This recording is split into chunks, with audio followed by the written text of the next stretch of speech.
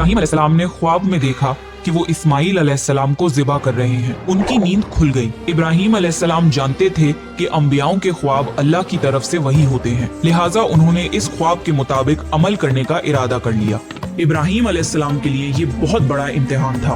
अगले दिन इब्राहीम अलैहिस्सलाम उठे और अपनी बीवी हाजरा को कहा कि हमारे बेटे इस्माइल को नहलाकर अच्छी तरह तैयार कर दीजिए। इब्राहीम अलैहिस्सलाम की बीवी हाजरा ने अपने बेटे को बहुत अच्छे से नहलाकर खुशबू लगाकर तैयार कर दिया और इब्राहीम अलैहिस्सलाम अपने बेटे को लेकर एक पहाड़ की तरफ रवाना हो गए। इब्राहीम अलैहिस्सलाम ये तकलीफ भरा फैसला कर चुके थे कि वो अपने बेटे की कुर्बानी देंगे, पर शैतान को कैसे मंजूर होता कि कोई अल्लाह की इताअत करे, तो शैतान भी अपने काम पर लग गया। वो सीधा इब्राहीम अलैहिस्सलाम की बीवी हजरत हाजरा के पास एक बुजुर्ग की शक्ल में गया और उनसे कहा कि इब्राहीम तुम्हारे बेटे को किसी दावत पे नहीं बल्कि उसे कुर्बान करने के लिए लेके गए हैं। ये सुनकर हजरत हाजरा बहुत हैरान हुई, पर वो समझ गईं कि ये जरूर अल्लाह का हुक्म होगा। तो उन्होंने शैतान से कहा कि अगर अल्लाह ने इब्राहीम को ऐसा करने का हुक्म दिया है तो ये हमारी खुशकिस्मती है। ये तो मेरा एक बेटा है, अगर मेरे इस्माइल जैसे 1000 बेटे भी होते तो मैं खुशी खुशी उन्हें अल्लाह की राह में कुर्बान कर देती। सोचिए, एक माँ के लिए ये कहना कितनी बड़ी बात है।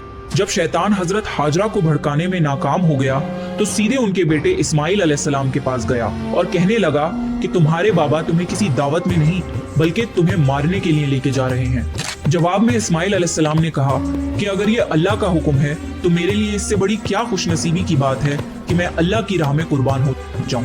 13 साल के बच्चे में इतनी समझ और बहादुरी होना कितनी बड़ी बात है। यहाँ भी जब शैतान नाकामयाब हो गया तो वो इब्राहीम अलैहिस्सलाम को भड़काने की कोशिश करने लगा कि तुम्हें ये बेटा इतनी मन्नतों से मिला है, अगर तुमने इसे कुर्बान कर दिया तो बुढ़ापे में तुम्हारा सहारा कौन बनेगा, और अगर अल्लाह ने ये कुर्बानी भी कबूल नहीं करी तो तुम्हारा कितना बड़ा नुकसान हो जाएगा। ऐसा मत करो। शैतान हर तरह से उन्हें बार बार बहकाने की कोशिश करता रहा और गुस्से में आके इब्राहीम अलैहिस्सलाम ने शैतान को पत्थर मारे। यही वजह है कि जब लोग हज पे जाते हैं तो शैतान को आज भी कंकड़ी मारते हैं और ये हज के अहम अरकानों में से एक है। शैतान के जाने के बाद इब्राहीम अलैहिस्सलाम ने अपने बेटे को सारी बात बताई तो इस्माइल अलैहिस्सलाम ने फरमाया कि बाबा, अगर ये अल्लाह का हुक्म है तो मुझे ये मंजूर है। आप बस मेरे हाथ पैर बांध दिए और अपनी आंखों पे पट्टी भी बांध लिए ताकि आप जब मेरी गर्दन पर छुरी चलाएं तो आपको तकलीफ ना हो और आप ये करने से मुकर न जाएं। बस फिर इब्राहीम अलैहिस्सलाम ने अपने बेटे के हाथ पैर बांध दिए।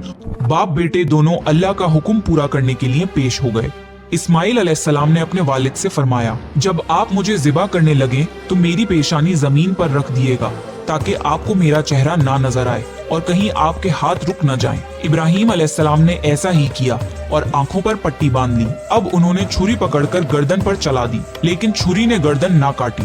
इब्राहीम अलैहिस्सलाम ने जोर लगाया तो उन्हें एक दुम्बे की आवाज आई। इब्राहीम अलैहिस्सलाम ने हैरान होकर पट्टी खोली तो देखा एक दुम्बा कटा हुआ है और इस्माइल अलैहिस्सलाम दूर खड़े मुस्कुरा रहे हैं। अल्लाह ने इब्राहीम अलैहिस्सलाम को आजमाया और इब्राहीम अलैहिस्सलाम अल्लाह के एक हुक्म पे अपने इकलौते बेटे को कुर्बान करने के लिए राजी हो गए। वो भी वो बेटा जो उन्हें 86 साल की उम्र में पूरी जिंदगी बे औलाद रहने के बाद मिला था। अल्लाह जालिम बादशाह नहीं।